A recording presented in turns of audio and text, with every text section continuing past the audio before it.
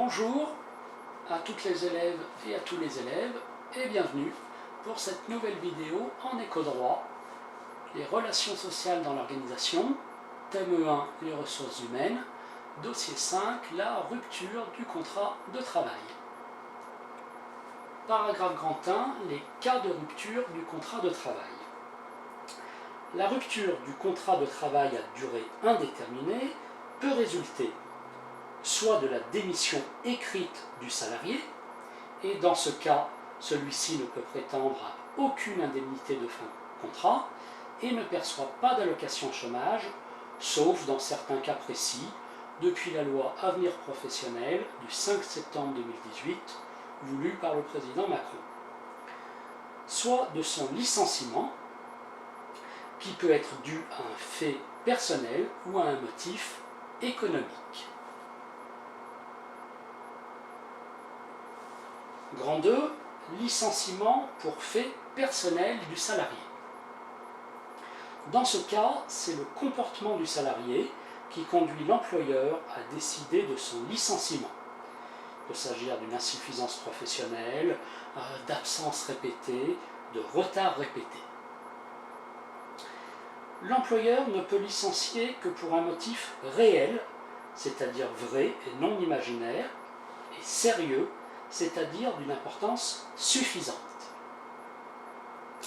En cas de licenciement abusif, c'est-à-dire un licenciement sans motif réel et sérieux, le salarié a droit à une indemnité de rupture abusive et éventuellement à sa réintégration dans l'entreprise si l'employeur et le salarié sont d'accord sur ce point. Grand 3, licenciement pour motif économique. Un licenciement économique résulte d'une suppression d'emploi due à des difficultés économiques dans l'entreprise.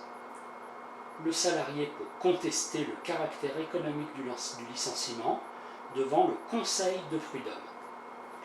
S'il s'avère que le motif n'est pas réel et sérieux, le salarié pourra obtenir des dommages-intérêts ou, éventuellement, sa réintégration dans l'entreprise. Grand 4, les indemnités de fin de contrat. Premièrement, le délai de préavis. Pour éviter au salarié de se trouver brusquement privé de ressources et pour lui laisser le temps de trouver un nouvel emploi, la loi impose à l'employeur le respect d'un délai de préavis, appelé aussi délai congé. Pendant la durée du préavis, le salarié continue à exécuter son contrat de travail et à percevoir son salaire. Mais les usages et la plupart des conventions collectives lui accordent 2 heures rémunérées par jour pour rechercher un nouvel emploi. L'employeur qui ne respecte pas le préavis doit verser au salarié une indemnité dite de brusque rupture, égale à la rémunération qu'il aurait touchée pendant le préavis.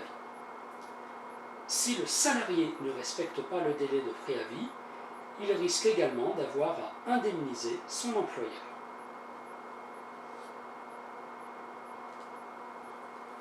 Deuxièmement, indemnité de licenciement, faute grave et faute lourde.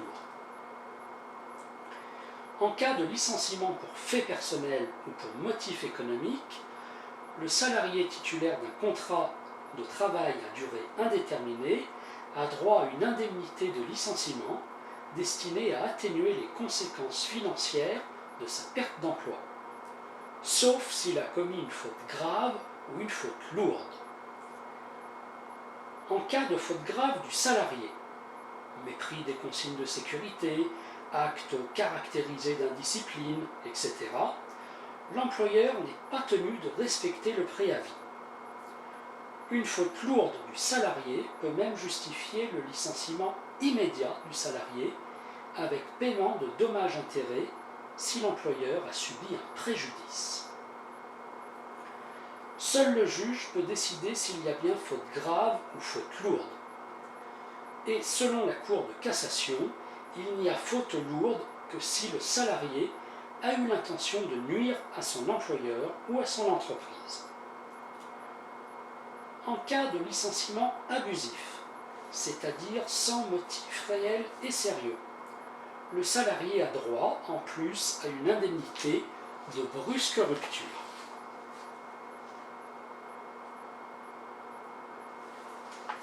Pour approfondir ce travail, il vous faut faire des recherches et une petite synthèse à rédiger sur une pratique qui s'est développée ces dernières années, à savoir la rupture conventionnelle. Cette vidéo est terminée. Si vous voulez être informé des prochaines mises en ligne, vous pouvez cliquer sur le bouton s'abonner de la chaîne. Merci pour votre attention. Au revoir et à bientôt pour une nouvelle vidéo.